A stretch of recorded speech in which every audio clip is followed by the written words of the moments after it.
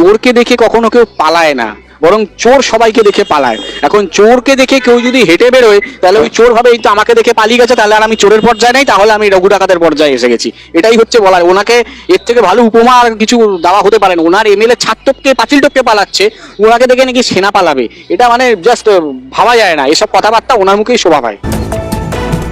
Justice তীর্থঙ্কর ঘোষের এজলাসে একটা file হয়েছিল সেনাবাহিনীদের তরফ থেকে, এবং সেনাবাহিনীদের তরফ থেকে আমি নিজে অ্যাপিয়ার করেছিলাম। অ্যাপিয়ার করার পর পরিষ্কার এফআইআর, যেটা বেলেবল সেকশনে এফআইআর দেয়, সিগন্যাল ভায়োলেশনের কেস দেয়, টোটাল 3 জনের এগেনস্টে এফআইআর হয়। সেই 3 জনের এগেনস্টে এফআইআর এর জন্য আমি কোয়াশের জন্য অ্যাপিয়ার করি।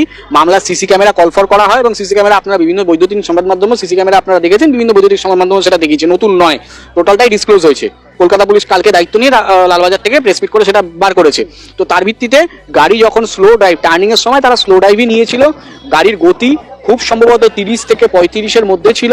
টার্নিং নেওয়ার সময় সেই গতি 15 থেকে 20-র মধ্যে সেই গাড়ির গতি যায়। কারণ ওইখান থেকে ওই রাস্তা দিয়ে যদি কোনো বড় গাড়ি, ট্রাক টাইপের, ট্রাক বলুন, শুধু সেনাবাহিনী কেন, যে কোনো ট্রাক যদি পাস করে, ওখানে যদি স্পিডে টার্ন নিতে যায় গাড়ি পাল্টি খেয়ে যাবে। তো সেই হিসেবেই এটা স্লোলি মুভ করছিল, রানিং এর মোডে ছিল না।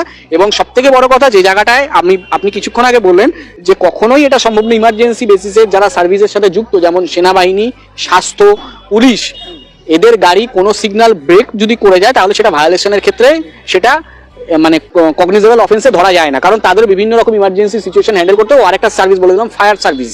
তো এই সমস্ত সার্ভিসের সাথে যারা রিলেটেড, তাদের গাড়ি যদি সিগন্যাল ব্রেক করে বেরিয়ে যায়, সেটা ভায়োলেশন অ্যাক্টে এফআইআর হয় না, যেটা কলকাতা পুলিশ অন্যায্যভাবে করেছে।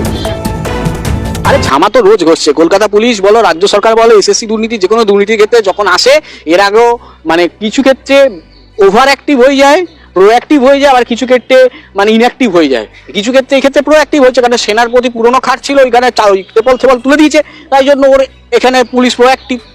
সেটাই কথা। কিছুদিন আগে আপনারা দেখবেন নওশাদ সিদ্দিকী যখন এখানে এমএলএ এখানে ওয়াকফ বিরোধী ধর্ণা দিতে গেছিল, তখন সেখানে প্রোঅ্যাক্টিভ হয়ে গেল।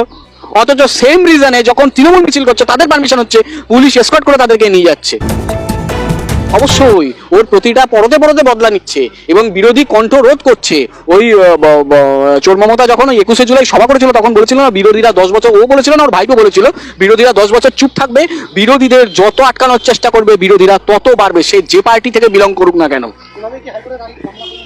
অবশ্যই অন্যায়ের বিরুদ্ধে আওয়াজ তুললে এবং অন্যায় যদি হয়, তার সে পুলিশ করুক, প্রশাসন করুক, গোটা ক্যাবিনেট করুক, তার প্রতিবাদ এবং তাকে ঝামা কষার জায়গা হচ্ছে এই হাইকোর্ট।